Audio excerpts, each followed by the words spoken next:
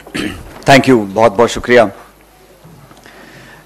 साथियों, आज राजस्थान में जो घटनाक्रम हुआ वो आप सब ने देखा और आप सब इस बात को जानते हो कि राजस्थान में आज से 29 दिन के बाद चुनाव है विधानसभा के। विधानसभा का चुनाव घोषित हो चुका है। आचार संहिता राजस्थान में और अन्य राज्यों में लग चुकी है और आज ही के दिन भारत सरकार की जो एजेंसीज हैं उन्होंने जो कार्रवाई करी है जयपुर में और अन्य शहरों के अंदर,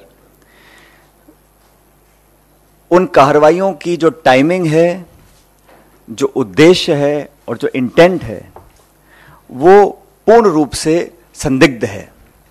और ये मैं इसलिए कह रहा हूं कि जो एजेंसीज भारत सरकार की हैं उनका दुरुपयोग लगातार हो रहा है, ये अब जग जाहिर हो चुका है।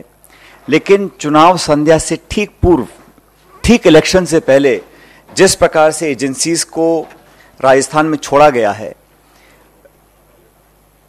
कांग्रेस पार्टी के नेताओं को भयभीत करने के लिए, आतंकित करने के लिए, देश और प्रदेश इस बात को बहुत गंभीरता से देख रहे हैं।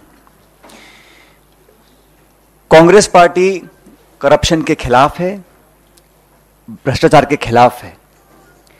अगर कोई भी निष्पक्ष जांच होती है और कोई सबूत प्रमाण के साथ संदिग्ध पाया जाता है, उस पर कार्रवाई हो, इसके पक्ष में हम लोग हैं। लेकिन इलेक्शन में अपनी हार देखते हुए अगर भारत सरकार इस बात को समझ गई है कि वहां बीजेपी चुनाव हार रही है और फिर नेताओं को स्पेसिफिकली टारगेट कर बिना सबूत और तथ्य के कांग्रेस पार्टी के अध्यक्ष को जिस प्रकार से उनके अगर रेड डाली गई, उनको कोई समन नहीं, कोई बुलावा नहीं, कोई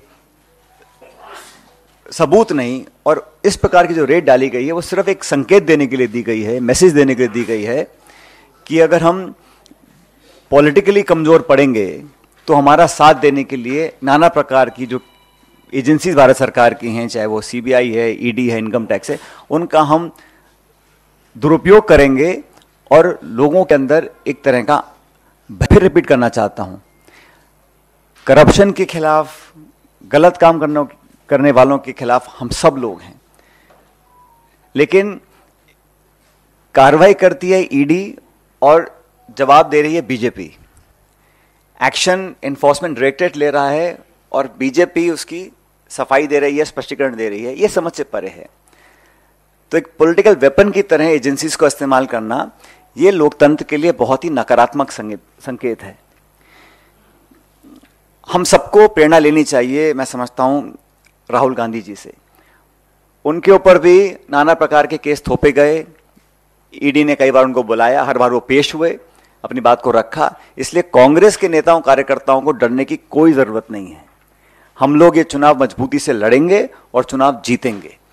तो ये जो कोशिश की गई है आज के दिन कि चुनाव से ठीक पहले, जब मॉडल कोड ऑफ कंडक्ट लगा हुआ है, तब आप इस प्रकार की कार्रवाई कर रहे हैं, तो ये बात सब लोग समझ रहे हैं कि कार्रवाई क्यों करनी पड़ रही है।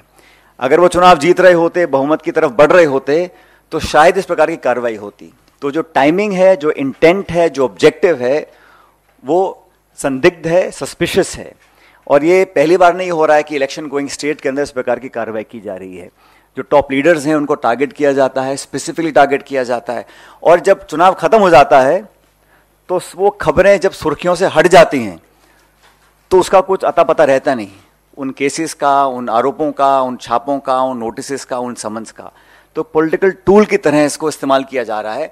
इस बात को जनता भी देख रही है, राजस्थान की और देश की भी।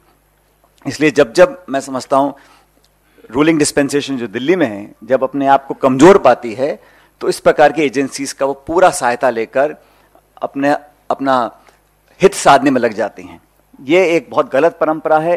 ये लोकतंत्र के लिए, जैसा मैंने पहले कहा, एक अच्छा संकेत नहीं है।